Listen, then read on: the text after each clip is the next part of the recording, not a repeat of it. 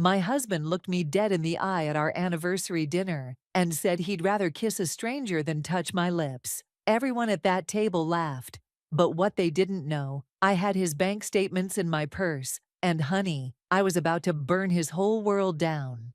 Before I tell you how I took everything from the man who disrespected me in front of the world, hit that subscribe button and drop a comment telling me if you would have walked away or gotten even.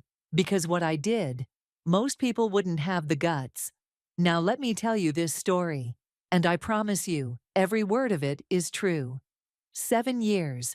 That's how long I wore his ring. 7 years of building what everyone thought was the perfect marriage.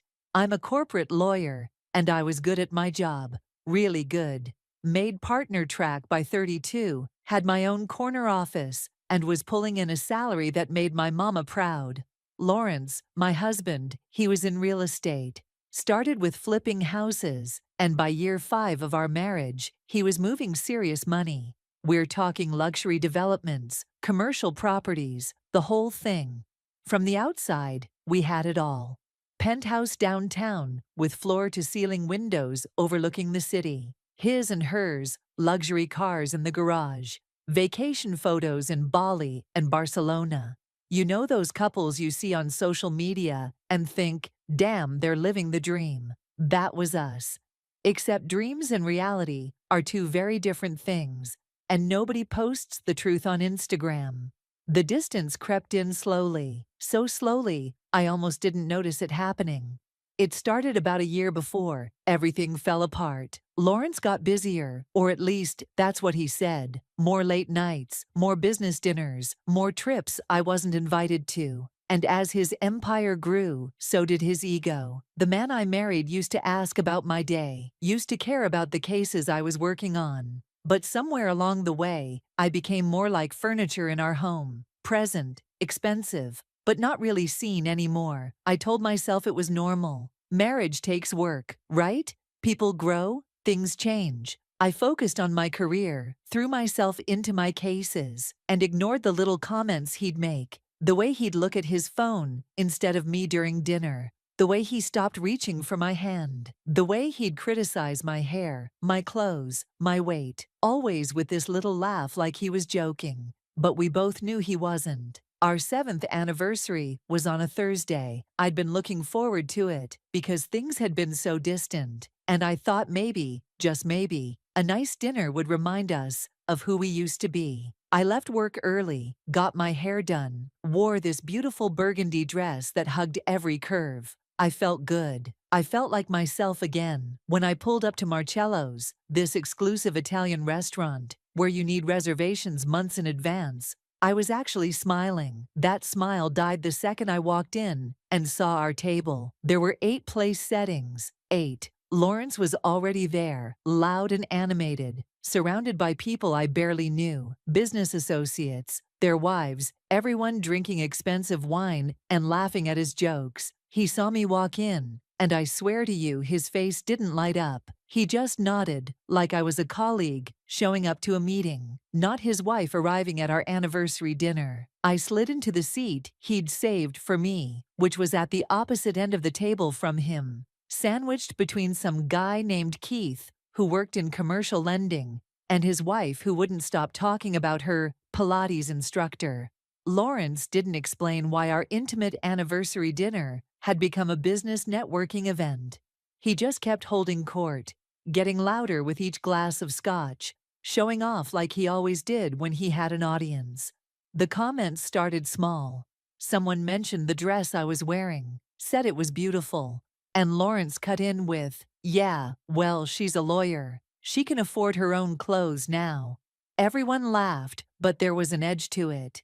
Then later, when someone asked how we met, he told the story, but made me sound desperate, like I'd chased him down. More laughter. I kept smiling, kept sipping my wine, but inside, something was hardening. Then came dessert. The waiter brought out this elaborate tiramisu with a little sparkler on top, announced it was for our anniversary.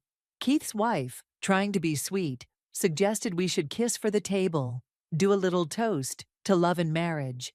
Everyone raised their glasses. turning to look at us expectantly. And that's when Lawrence's face twisted into something I'd never seen before. Pure disgust. He actually grimaced, like someone had asked him to eat spoiled food. Then he said it. "I'd rather kiss a stranger than her." The table went silent. You could hear the sparkler fizzing on the dessert. Someone coughed. I felt every eye on me, waiting to see if I'd heard it, waiting to see what I'd do. And Lawrence, emboldened by the shock or the alcohol, or maybe just his own cruelty, he doubled down. "I'm serious. When's the last time she even tried to be attractive? I mean, look at her." A few people laughed. Nervous, uncomfortable laughs. But they laughed. And something inside me just broke. Not in the way you'd think, though. I didn't cry. I didn't scream. I didn't throw my wine in his face, even though God knows I wanted to. Instead, I felt this cold clarity wash over me. This absolute certainty that I was done. Not just done with the marriage, but done protecting him, done making excuses, done being small so he could feel big. I excused myself to the restroom, walked slowly so I wouldn't stumble in my heels.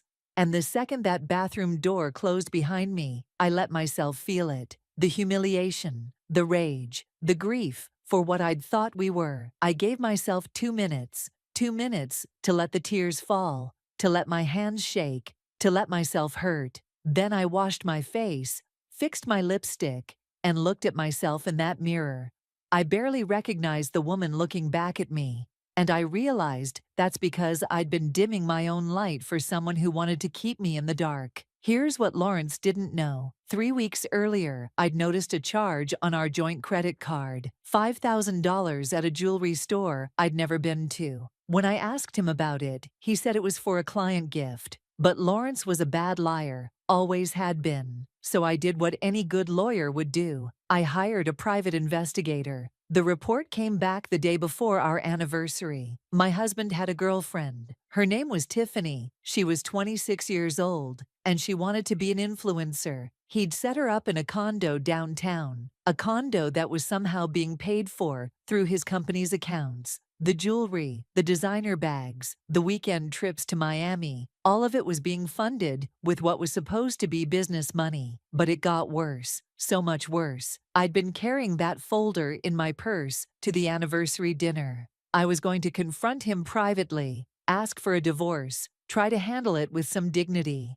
But after what he said at that table, after he humiliated me in front of strangers, dignity went out the window. This wasn't going to be a quiet separation. This was going to be war. I went back to that table, sat down, and played the sweetest wife you've ever seen for the rest of that dinner. Laughed at jokes, asked polite questions, even touched Lawrence's shoulder affectionately. When I said goodbye to his colleagues, he looked confused, but pleased. Probably thought he'd broken me, thought I'd accepted my place. When we got home that night, he passed out drunk on the couch, snoring like a freight train. And I got to work. I opened his laptop. Lawrence was arrogant enough to use the same password for everything. Our wedding date, like I wouldn't figure it out. What I found in those files made my investigator's report look like child's play.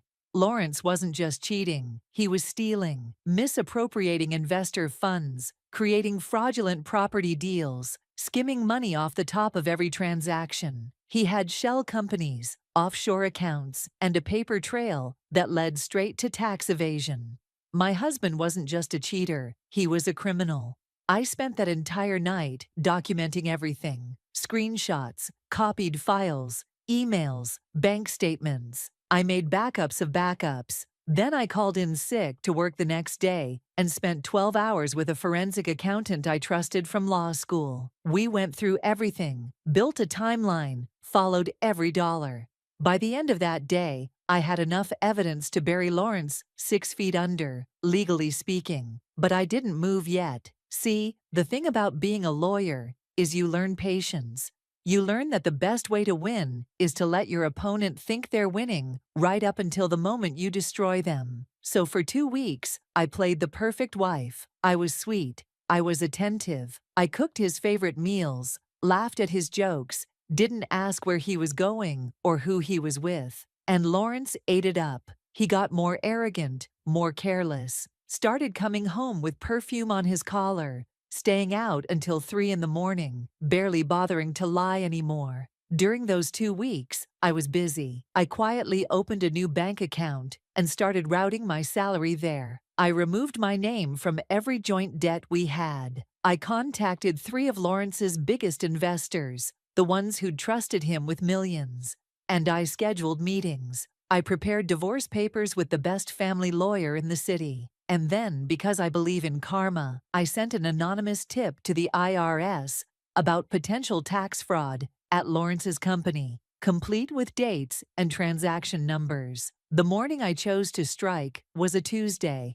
Beautiful spring day, sun shining, birds chirping, the kind of morning that makes you grateful to be alive. I texted Lawrence and asked if he wanted to grab breakfast, said we needed to talk about our marriage. He agreed immediately, probably thought I was going to beg him to try harder, maybe ask for couples therapy. Men like Lawrence always underestimate women like me. We met at a quiet cafe near his office. He showed up 15 minutes late, didn't apologize, just slid into the booth across from me, looking annoyed that I was taking up his valuable time. I ordered coffee, he ordered eggs Benedict, and started scrolling through his phone while we waited for food. When the server walked away, I slid the envelope across the table. Divorce papers, filed that morning, requesting immediate separation of assets and full financial disclosure. The look on his face was almost worth the 7 years of my life I'd wasted on him. Shock, then confusion, then rage. He tried to grab my hand across the table, started saying we could work it out, that he loved me. All the lines men like him always use when they realize they're losing control. I pulled my hand back and told him the truth. I knew about Tiffany. I knew about the condo. I knew about all of it. And then I stood up, left money for my coffee on the table, and walked out while he was still sputtering excuses. By noon that day, the dominoes started falling. Lawrence's 3 biggest investors called emergency meetings after I'd showed them the evidence of financial fraud. The IRS launched a formal investigation. His business partner discovered the missing money and confronted him. The bank froze his accounts pending fraud review. And the beautiful thing about being connected in this city, word spreads fast. By evening, everyone in our social circle knew something big was happening with Lawrence's company. I didn't blast him on social media. I didn't have to. I just posted one thing, a simple statement about knowing your worth and walking away from people who don't see it. And I included one quote, "I'd rather kiss a stranger than her." I didn't name him, didn't have to. Within an hour, my phone was blowing up with messages from people who'd been at that anniversary dinner, from mutual friends, from people who'd always suspected Lawrence wasn't what he seemed. The story spread like wildfire, and Lawrence's reputation, the thing he valued more than anything, even more than his marriage, went up in flames. Tiffany left him within 48 hours. Turns out, influencers need funding, and Lawrence couldn't even pay his own legal fees anymore. His company collapsed in less than 3 months. The criminal charges came next: fraud, tax evasion, misappropriation of funds. Everything I'd documented, everything I'd handed over to the authorities, it all came back to haunt him. He lost the penthouse, the cars, the lifestyle. Last I heard, he moved back in with his mother, trying to scrape together money for his legal defense. The divorce was ugly, but I had the best lawyer in the city, and more importantly, I had the truth on my side. I got the penthouse, half of what legitimate assets he had left, and I made sure I was protected from his debts and legal troubles. He tried to intimidate me, sent threatening messages, showed up at my office once, but I'd learned something important through all of this. I wasn't afraid of him anymore. I wasn't afraid of anyone. 6 months after I filed for divorce, I made full partner at my firm. I started using my experience to help other women navigate difficult divorces, especially when finances were being hidden or manipulated. I began a foundation focused on financial literacy for women, teaching them how to protect themselves, how to see the warning signs, how to never be dependent on someone who doesn't value them. And slowly, piece by piece, I rebuilt my life into something that was actually mine. I'm not going to lie and say I found some perfect new man and lived happily ever after. That's not how real life works. But I did find something better than that. I found peace. I found myself again. I started going to therapy, dealing with the ways I'd made myself smaller, the ways I'd accepted less than I deserved. I reconnected with friends I'd lost touch with. I took that trip to Kenya I'd always dreamed about. I learned to salsa dance. I adopted a dog. I lived my life on my own terms. About a year after everything fell apart, I did meet someone, a good man, the kind who asks about my day and actually listens to the answer. The kind who thinks I'm beautiful when I first wake up, hair everywhere, no makeup. The kind who would never, ever dream of disrespecting me, especially not in public. But here's the thing I learned. I didn't need him to be complete. I was already whole. He just added to what was already there. Sometimes people ask me if I feel guilty about what happened to Lawrence. They ask if maybe I went too far, if destroying his entire life was really necessary. And I always tell them the same thing. I didn't destroy Lawrence's life.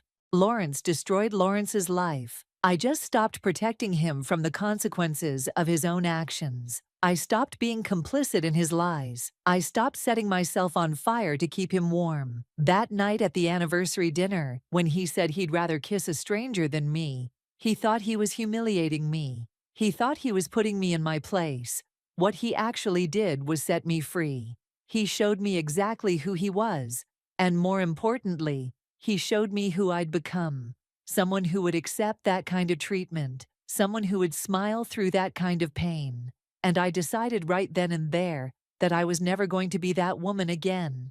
The best revenge isn't just living well. It's living authentically. It's refusing to be diminished. It's knowing your worth so deeply that nobody can shake it, no matter what they say or do. Lawrence took 7 years of my life, but I took back my power. And honey, that's worth more than any empire he could have built. So that's how one sentence at dinner cost my ex-husband everything he owned. If this story resonated with you, smash that like button. Subscribe for more real talk stories about women who refuse to be disrespected. And comment below, Team Revenge or Team Walk Away. Drop your thoughts because I read every single comment. Remember, queens, know your worth, protect your peace, and never let anyone dim your light. I'll see you in the next one.